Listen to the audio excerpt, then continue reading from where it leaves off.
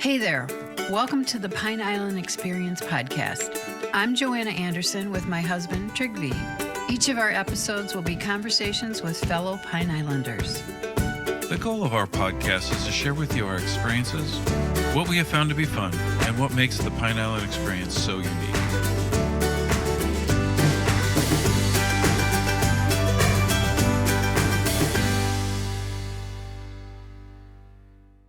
I've always told my staff, no matter where I'm at, the customer is your boss. You are the ones that pay our paycheck. The customers are the ones that keep my doors open. The customers are the ones that pay my rent. If it was not for you, there would be no me. And that has always been my saying. And it's because it's the truth. I'm grateful for the snowbirds, but I'm also grateful for the locals. Each and every one of you hold a piece to keeping my puzzle together. And so in the beginning it was, hey, do we close on Mondays like everybody else? Or do we close on Tuesdays? And then we evaluate it and we were like, all right, Street Eats is closed on Mondays. A lot of the other places, the taco truck was closed on Mondays. Fine Swine was closed on Mondays.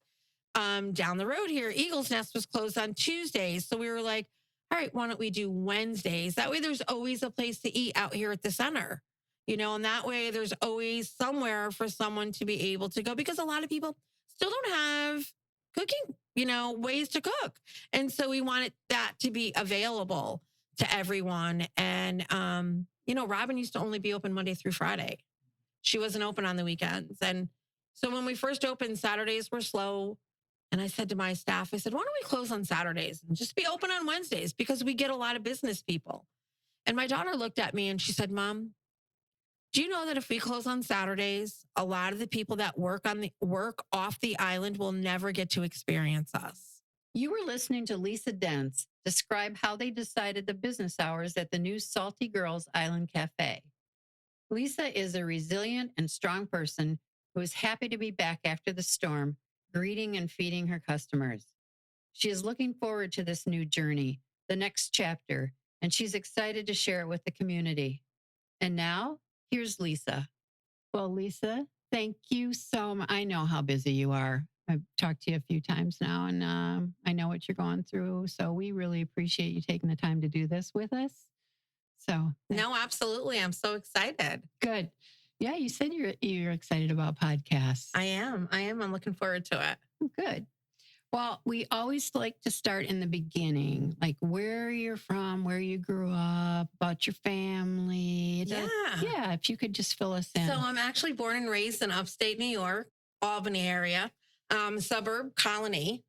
And my mom and dad are both alive. My dad just turned 90 in April. And my mom is in her mid 80s. She's like 84. So born and raised in upstate New York, and my husband and I got married and lived in a little suburb of Schenectady, and 3 kids, and here we are. And now you have some grandkids. Right? We do. So we moved down here in August of 2002.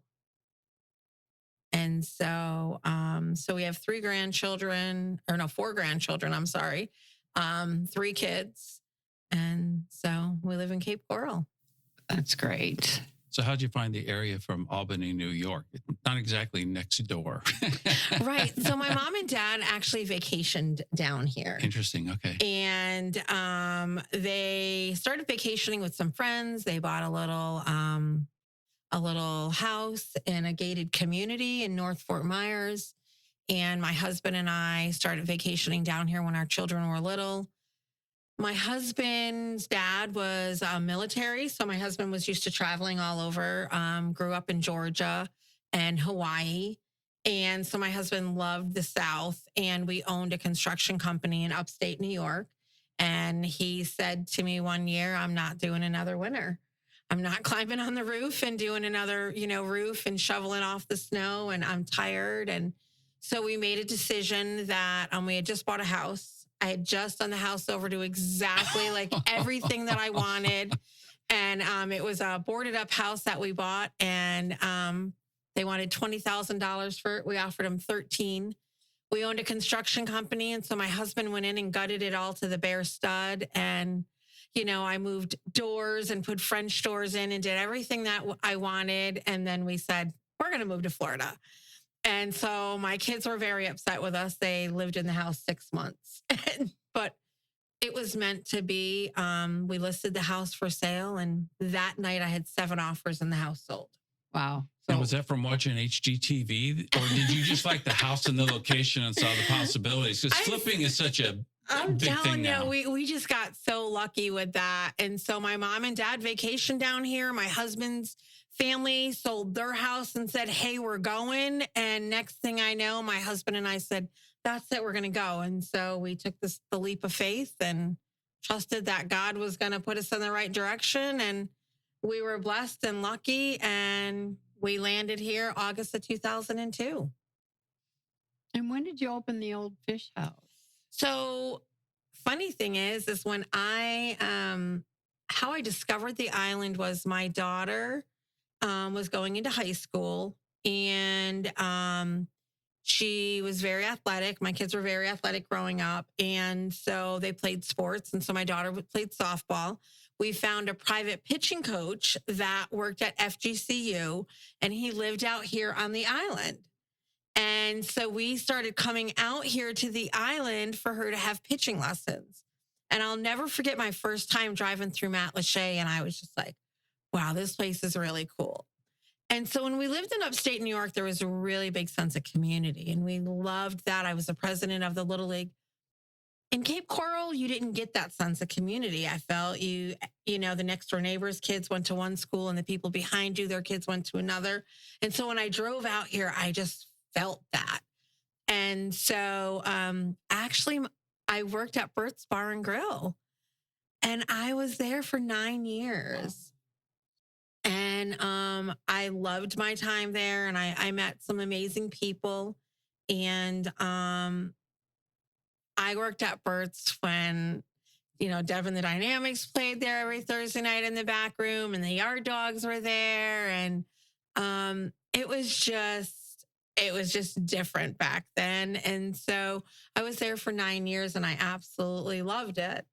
And so that's how I came to know the island. So that's a great story. That's amazing. But it's interesting that you say that, because I think we didn't have a plan either, other than she hated the cold. I mean, that was pretty much top 1 through 10 items. But I do think you start to search for stuff that if you write down a list, I don't think you'd come up with it. But when you talk about the sense of community, or just like where the neighbors know each other, I mean, and that's kind of small town America. And this is kind of like a little hidden gem. Now, I mean, to your point, it's changing. Any place will, but we've been in Chicago and Philadelphia and those kinds of larger areas. Albany's not a small city, being the capital of New York, and the politicians and whatnot. And it seems like it's a little bit slower pace. People a little bit nicer. You see post Ian, right. All the help that whether it was a business or individuals or neighbors joined in to do things for, and it does make it special and kind of unique that you can still find that. Yes. And that's what drew me, kept us wanting to come back for more. When we lived in upstate New York, like I said, I was the president of a little tiny little league called Bellevue Little League. And it was a little tiny suburb of Schenectady. And I still, to this day, am my best friends. We go away with them every year. And, and that's where we've been here for over 20 years, and I still have those connections with that little league. And my kids' best memories were growing up there. And so I want that for my grandchildren. And they go to the island school, and, my grandson every weekend wants to go out fishing with Kai Streeter, his family owned Island Seafood. And so that sense of community, when I started working at Bert's, I'll never forget the first phone call I got at the bar, and it was like, hi, this is so-and-so. I'm one of the Matlacha hookers. I'd like to know if it's okay to park across the street. And my mouth just dropped. And I was like, oh, can you hold one moment, please? And I looked at the girl that was training me, and I said, there's a Matt Lachey hooker on the phone, and she wants to know if it's okay if she parks across the street at the hotel. And they just all started laughing at me. And that's when I got to know about the Matt Lachey hookers. And that's when I started becoming involved in the community. And, I worked the first Pirates Ball at Bert's. And that, I'll tell you, my years at Bert's Bar were something special. I've made some of my best friends down here. We may not all hang out together and that, but they're my best friends. And so I got that feeling and that sense of community here that I got when I was up in New York. And I'll never forget going home to my husband after my first week at work. And I said, this place is different, but I'm telling you, I'm not leaving. I'm staying right here. And we didn't live on the island at that time. We ended up moving on the island for a short time. But we have a big family and it was hard to find a house for the size of us. You're right. But we really, that time at Bert's is what really got me, to know that this is what I wanted. So then running your own businesses, so you're working at Birch, you're loving the island. Was it a lifelong dream or an opportunity came up and you decided to jump with it? I mean, at least the family had a construction business. So you knew a little bit about running a business. So when I was in upstate New York, I did work in the restaurant industry. Okay. I also worked in the school system. And I've always had a passion. I've always given back to the community. My dad's a retired pastor. My brother's a pastor. So when I started here and as I was, coming towards the end of my time at Bert's, an opportunity came available. And I actually knew John Skorupski. He was also from upstate New York. They were the owners of the old fish house at the time. And we literally were like 20 miles away from each other and they would go up there on vacation. And it was just, John would come in every Monday night and he always used to say to me, kid, one of these days you're going to be over there working. And an opportunity came along and some investors went in and purchased the old fish house and asked me to come with them. So I went and worked with them over there. And then we ended up, they decided that they were going to just be the owners of the property and that my family would take over and we would be the owners of the business on the property. So that's how that relationship started. So as much as I hated to leave Bert's and everything that I had there, the opportunity that Bernard gave me was an amazing opportunity at Bert's. And I'll forever be grateful for him allowing me to be employed for his company for as long as I was. But the opportunity came up and my husband and I sat down and we weighed our options. And I said, if we don't take this opportunity, we're never going to know. And it was always my passion to own my own business and be able to do that. So we took the leap of faith. It was predicted too that you're going to end up over there. I mean, yeah, can't argue with that. Yeah, you're right. You're right. That's amazing. So one thing I don't think people fully understand, and I'll put that on myself, is we all enjoy coming into a restaurant and enjoying the food and getting to know the staff because, feeling welcome and stuff. But take us through kind of like from the inside, what it's like to start the restaurant and the million things or 10 million things that you have to think about. I think we come in, sit down, have a feel, pay you and get out and said, that was great. That's not even the tip of the iceberg. It's such minuscule compared to actually the restaurant business. So maybe a little bit of your experiences from upstate New York, and then now you've started 2 to 3 down here. Right. So my experience in upstate New York was my parents owned a restaurant when I was a little girl. It was called the Mustard Seed. My dad and my brother and his brother owned it. My parents hated it and my uncle loved it. My dad was a retired iron worker, so he was not into the restaurant business, but my mom was. And so I remember her as I was growing up, she worked at the restaurants and I would go as a little girl and help her set the tables and roll silverware. And it's just something I always had a passion for. So I always worked in the restaurants. And so when I came down here and I got the opportunity to go to the old fish house, let me tell you, that was different because when we took over there, that establishment, John had like a really working marina back there. And that restaurant, that property was zoned in 2 different zonings. Industrial marine was on the left side and commercial tourism was on the right side. Well, you can't have a restaurant in industrial marine, and that's the side that the restaurant was on. And so the way that the county zoned that property, it had to get rezoned. And at that time it was a takeout window. And then they said, no, you need to change it from a takeout and become a full service. You used to go and buy your beers in the convenience store. So we gradually, slowly made changes. With the island, you can't make too many changes all at once because boy, oh boy.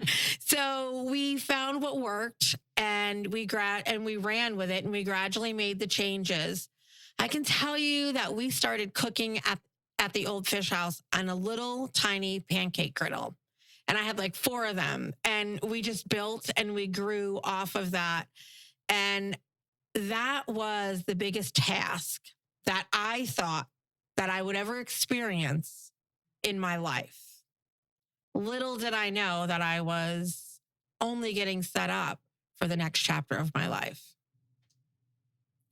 Yeah, not to divert from you too much, but we had pulled into some place in the Keys, and the whole place was based upon 3 to 4 George Foreman grills. But just really good. I mean, it's primarily all seafood, if memory serves, but just really, really good. But I mean, that was kind of the joke commercial, infomercial, at 1 a.m. in the morning or something like that. So, but you actually started on small pancake grills. We did. And the funny thing is the gentleman that was my chef was the chef when I started at Bert's. And so I went and I was like, hey, listen, he was no longer working at Bert's. He was at another establishment. And I said, hey, listen, we always worked really well together. Let's do this. And so he helped me create my menu, and his name is Dustin. He's now at Blue Dog. And Dustin's been on the island for a while, but he's an amazing cook and does an amazing job. And so much thanks have to go to Dustin, because he did such a good job for me. Mm-hmm. And without him, I would not have been able to do that. So, and our family, and I've been lucky. I've always had a really good staff, but I'll tell you, it was different. Like I had to learn the fish industry, unloading fresh seafood at the dock and how to land fish. And my husband and I, it was completely different than what we were used to. And unfortunately, John, the owner of the old fish house, when we took over, became very ill and ended up passing within the year. So he didn't have much time to give to us. So it was really like, hey, we're going to throw in, here's a contractor from upstate New York and a girl that was at my last job in New York was at the school district. And here we are trying to figure out the fish industry. But I can tell you that again, those were, Bert's was setting me up for my next chapter at the old fish house. And the old fish house was setting me up for this chapter that I'm in right now. Well, one of your quotes that I read said that this is just another chapter. Mm-hmm. And the old fish house isn't gone. Right. That was a very brave thing to say, and true. Yep. I have a wall hanging at my house that says, your life is like a story, make yours a bestseller. And so it's, I don't know if it's exactly that wording, but it's right in there. And I found that right after the hurricane at a craft fair that we went to. And I looked at my daughter and I'm like, that's so meant for me because it's so true, and, I was so sad when I closed my chapter at Bert's, and I was sad, with this chapter at the old fish house, but I have to be able to move forward. And so I have 2 new chapters right now the way that I look at it, I have Salty Girls and I have Salty Girls Grab and Go. And so those are 2 great chapters that have just started. You know how to pivot too. I mean, there was the Matt Lachey market. And you had a food truck. I mean, you didn't just stop. It's like, what are we going to do next? And you figured it out.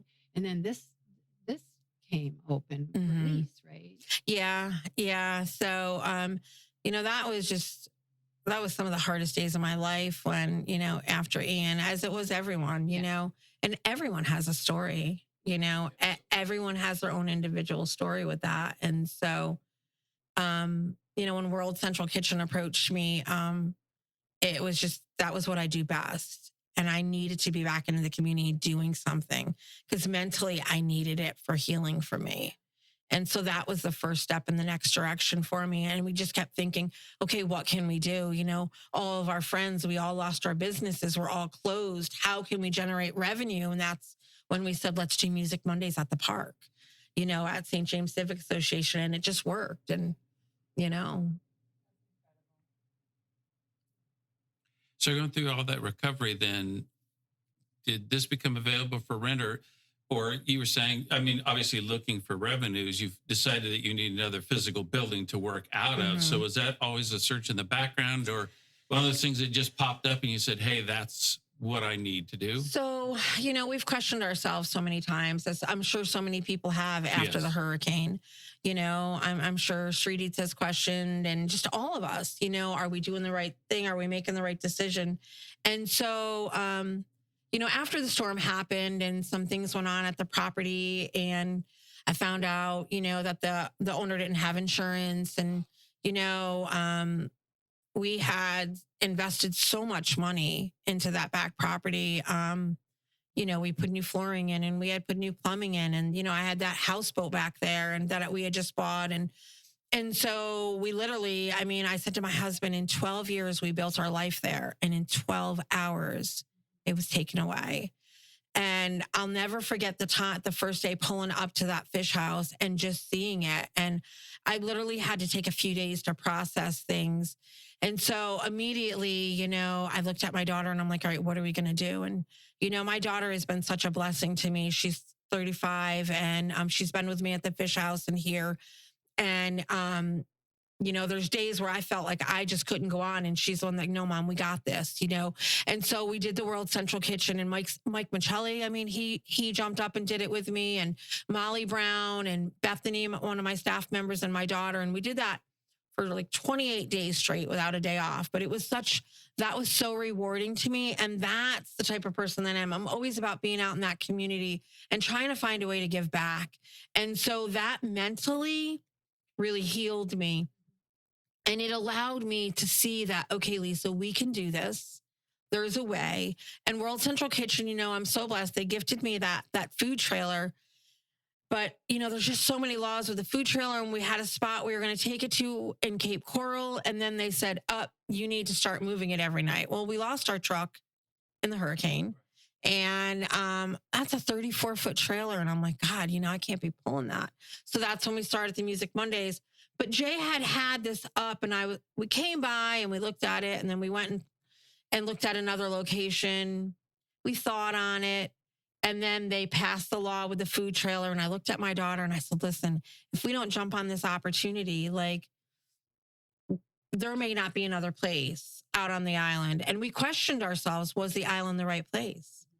Because of everything that happened in Mount Lachey, because of so much of the population that we lost out here on the island. Are the people going to be here? Are they going to come back?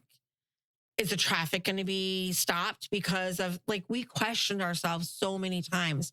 But finally, one day I just said, you know what? I just got to go with it. And so we just went with it, and we trusted, it was a little bit longer, the renovations in here than we thought.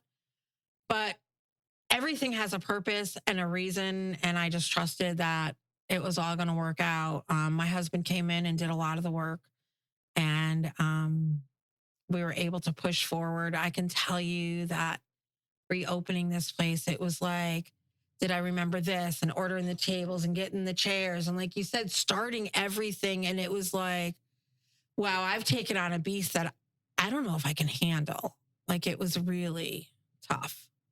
Yeah. And I'm sure the 28 days were grueling, but we had several friends. We were relatively lucky. We could live in the house. Our appliances were working and so forth like that. But, their subfloors, their flooring, a lot of their possessions, appliances were gone. And there was a pizza delivery 1 or 2 days while they were kind of cleaning out, but they would come to that kitchen every day. And I think that's what a tremendous sacrifice, because, yeah, it's a grueling 28 days, but you've got people that can't live in their homes, and that's their source of food. And that's every day. I would get up at 5 o'clock in the morning, 4:30, 5 o'clock. And we were at that food trailer by 5:30 every morning because we had to be pumping food out by 11:30. And we had all the meals that had to be delivered.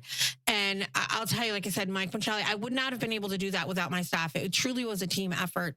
And it was amazing because every day at the end of it, as exhausted as we were, we knew that we were making a difference in the community. And that's, to me, what it's always been about is making a difference. I mean, everybody knew at the Fish House, we were always trying to be about making a difference in the community. If someone needed to have a celebration of life, you can have it here. The Malachet hookers would need the property for the fishing tournament, we would shut down. The Calusa Blue Way, they used to have the kayak tournament there. We would shut down for that, and we would give to the kids at Candlelighters. We did bingo every month, and that would give back. So, and that's the type of person. And that's where I got so upset mentally, like, oh my God, how are we going to give back to the community? Like, I don't have that property. So when World Central Kitchen came about, I was like, okay, we're still giving back. We're still doing what our purpose is. This is our purpose. And so it was amazing to see the people would come through that line and they just needed somebody to talk to. They weren't necessarily always there for the meal. It was that they needed to see someone, that they needed something normal, and them coming to that line every day was normalcy for them. And it's amazing to think that, wow, them just coming and driving through a line every day was normalcy. Well, I've teased her in the past. One of her normal things was she's getting in the car, and I'm like, geez, the LCEC and they're fixing the power, and the string fellow's a mess. And she goes, I'm going for coffee.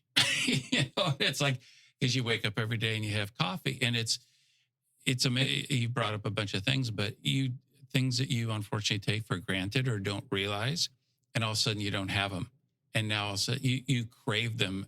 We had another gal that was volunteering somewhere, and she said, oh, she helped some of the people. She said, but probably the biggest help is it was just somebody to talk to, and she just listened.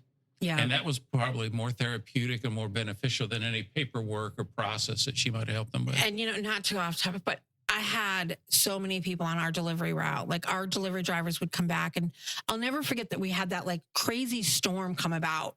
And everybody was like, oh my gosh, there's a storm coming. Oh my gosh. And I was like, we're not going to do the World Central Kitchen tomorrow. And so my delivery drivers were out, and they were like, hey, listen, we've got so-and-so and so-and-so that need roofs tarped. And, so my drivers were tarping roofs, and helping during that time. And so I was just talking to a friend in upstate New York, and I was like, yeah, I was just talking to someone that we used to help in World Central Kitchen, and they were so excited they just got their power on just last week. And she's like, wait, people still don't have power. And I'm like, unless you've been here and you've lived it, you will never understand it. And there's even people in Fort Myers and Cape Coral that have no idea the tragedy and the destruction that happened out on this island. That's the other thing that hit us is luckily we had friends on the other side of the state, and they welcomed us over, but they got back and they would call almost daily, and how you two doing, how you holding up? And they said, we're not seeing any reports in the media anymore. And I said, yeah, I'm okay. The wind, I guess, is fascinating, and the storm surge is fascinating. But I said, the reality of life is we're driving up and down streets, and there's piles of trash, 2 and 3 stories high.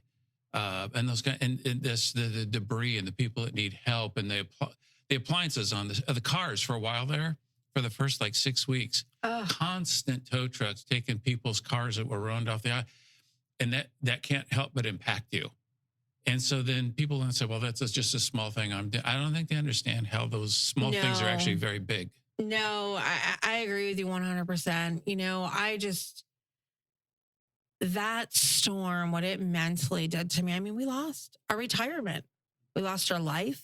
It was everything that we worked for.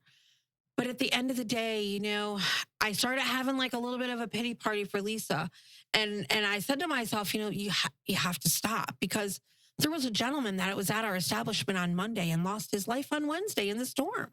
He lived next door in the trailer park. And then there was a couple that ate lunch at our establishment on Saturday, and they died. And so, and that's what has been so difficult for me is that, we had customers that passed away in that storm. And there's so much life that was lost in that storm. And so every day I have to drive by the fish house right now. And every day it's difficult. And, people would say to me, how you doing? And I'd look at them and say, even up until like a month ago, there's days I can talk about it. And there's days that I can't. And on the days that I can't, I just can't. There was days I could pull in that parking lot down there, and there was days that I couldn't. And I can tell you that when I opened this, our first day that we opened this, the anxiety that I had for the first week,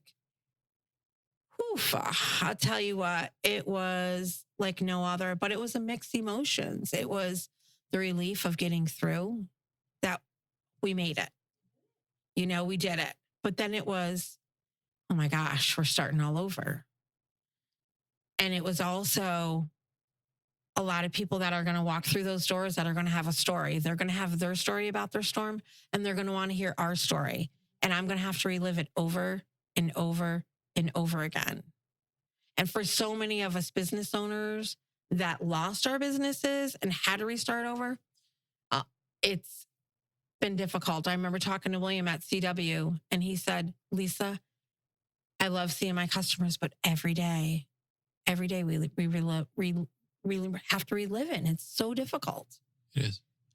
So staying with this chapter, then, the derivation to Salty Girls. I mean, Old Fish House, I assume, was a name that you somewhat inherited from the property and the standard on Pine Island, but this was a former Lily's Deli or something. And now you are starting a new place, and you have to come up with a name and kind of brand it. So I'll tell you what, my husband came up with this name. Wait. Did you allow him to do the remodeling, by the way?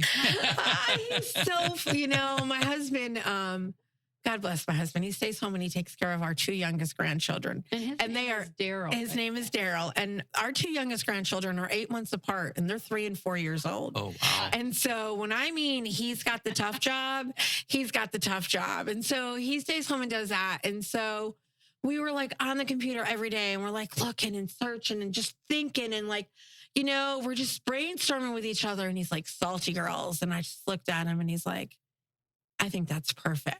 And I looked at my daughter, and I'm like, Salty Girls Island Café. And she's like, that's it, Mom.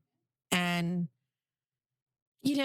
we just felt, and everybody's like, why'd you call it Salty Girls? And I'm like, well, we're a little salty right now. We're a little pissed off, But it just fit. It fit the island. And I wanted something that was going to come in. And, when Robin owned this place, Robin had an amazing business. I don't know. Did you ever have the opportunity to meet Robin? Oh, Robin was so quirky and so funny. And she had a very successful business. And so we knew that we needed to have something that was going to keep up to par with what Robin did. And I'm proud to say that I think we're going to be able to make this place very successful and have Robin be proud that we're here. Well, every time we pass by, it's been busy. So we're really lucky. We have the insurance company next door. We have the hairdressers. We have the real estate. We have the doctor's office. So we're really lucky. There's a lot of foot traffic through here. And, at the fish house, we were outside, and here we're inside with air conditioning. So we're like, woo! Yeah. We're loving that.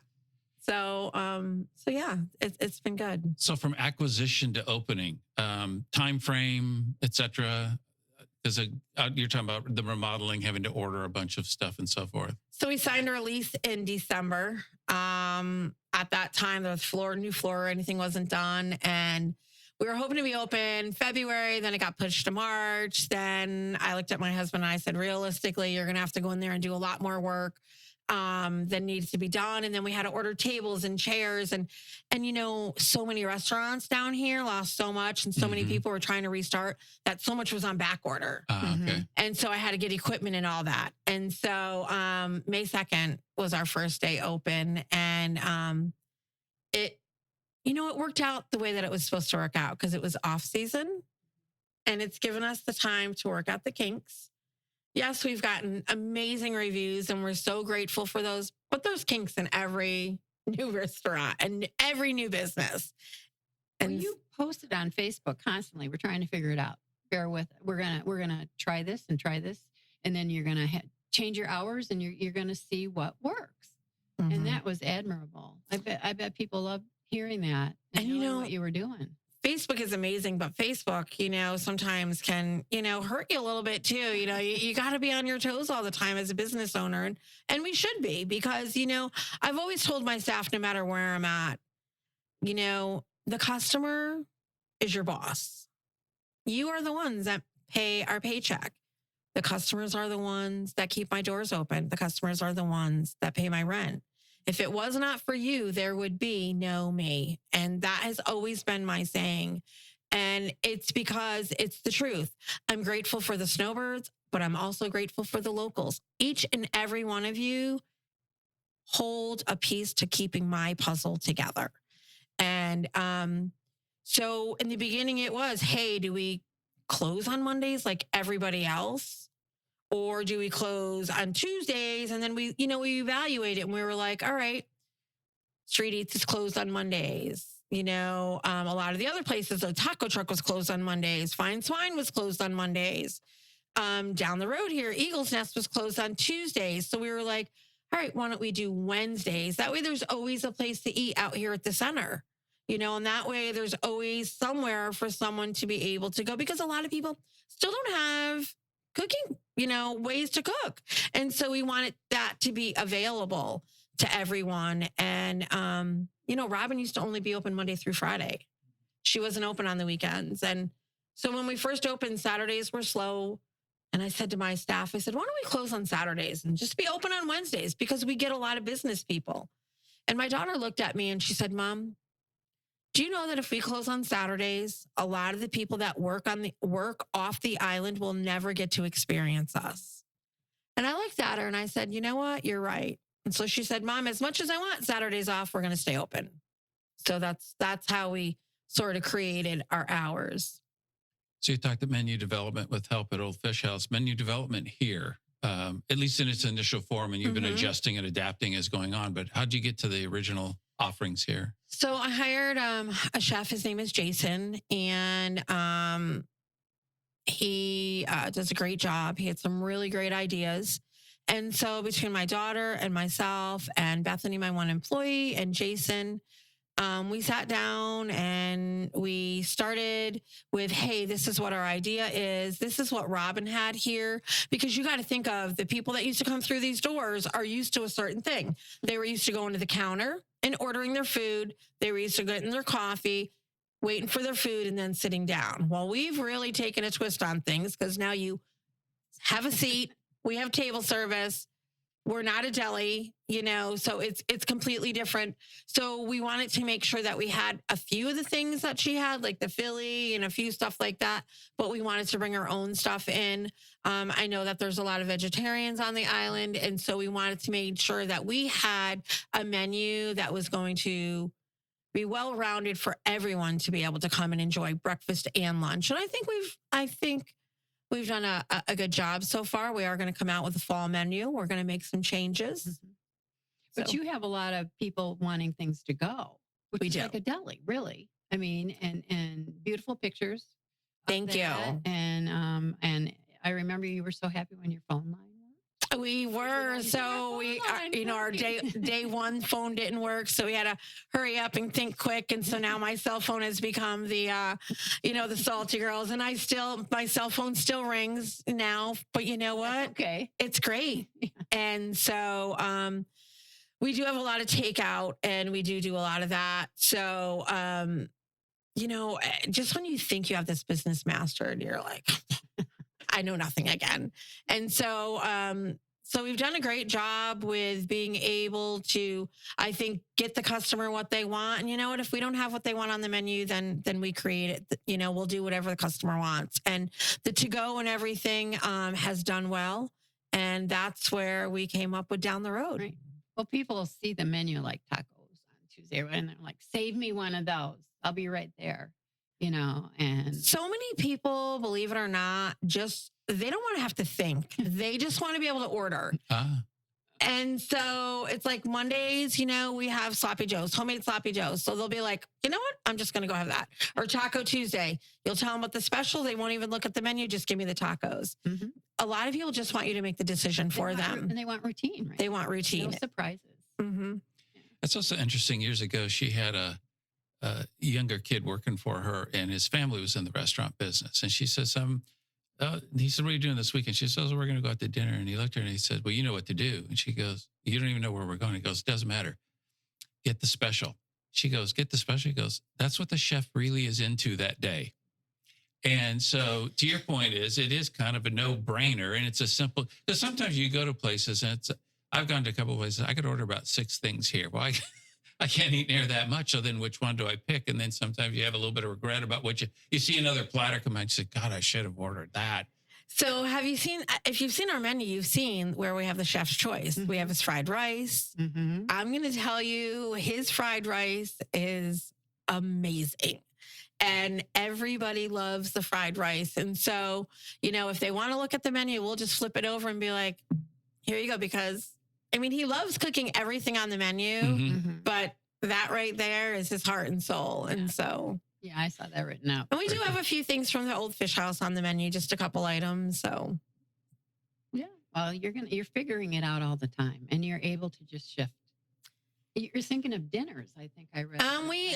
We are, but we have to work out a few things, because when you come out to dinner, what are you going to want? A glass of wine or something like that. And so we have to figure out the whole beer and wine license, and so we're navigating those waters, and hopefully we can get that all situated. We have considered maybe bingo in the fall, mm-hmm. but again, it's because of the whole situation with the beer and wine license. So we're just going to keep plugging along, but we're really grateful for the support that we've gotten from the community, because I'll tell you what, we have been so blessed. We've gotten amazing support. And it's going to fall into place. You know what? It is. And, both places are. We started down the road, and both places are really starting to fall into place for us. Good. So you talked about being closed on Wednesdays, Actually, want to go over the hours. So I'm sure you have a great following now, but if somebody's interested to coming and getting the fried rice. Absolutely. And with the fried rice, you can add shrimp or chicken, or just, it's so good. Or both. It's so good. So on Mondays and Tuesdays, Thursdays and Fridays, we are open 7:30 to 2:30 right now. These are our summer hours. We've scaled back an hour just because we've seen the difference. So Mondays, Tuesdays, Thursdays, Fridays, 7:30 to 2:30. Saturday and Sunday, 8 o'clock to 1 o'clock. Wednesdays, we're closed. In October, we'll bring back our fall and winter hours, and you'll see those hours expand a little. Hopefully we can find another staff member that will be able to open 7 days a week. And futures, anything else you have? I know you're doing the grab and go. You're going to open more of those? Or, how are they doing? No, I think right now we have Salty Girls Island Café here, and then we have the Salty Girls Grab and Go at Pineland Marina, mm-hmm. and that's doing subs and breakfast sandwiches, biscuits and gravy. And that's, just so people know, that is not the grab and go that was in Bokeelia. This is the actual grab and go that is at Pineland Marina, where the Lee County Sheriff's Office used to be. And so we're doing sandwiches and that there. And right now, I think we've got enough between those two places. Watch for our food truck. We're trying to get a fish house food truck going. Excellent. And that might be something we can sit and talk about down the road. Yeah, that's very cool. Well, this has been wonderful. Thank you. I hope you enjoyed it. We enjoyed listening to you. I did. Thank you so much. I am so grateful. This was fun. And, I look forward to going on and listening to other podcasts that you've done. And I appreciate you guys coming out and supporting not just myself, but all of us business owners, and letting everyone know out there, what we're all about. So thank you. We hope you enjoyed our Pine Island Experience podcast. If you have any ideas for us, people to interview, or any comments, please feel free to email them to us at pineislandexperience@gmail.com. That's Pine Island Experience, all one word, @gmail.com. Don't forget to like us, and you may subscribe to this podcast using all the major catchers like Apple iTunes, Google Podcasts, and Spotify. Thanks again for listening, and remember, island life is a constant vacation. We'll see you on the next podcast.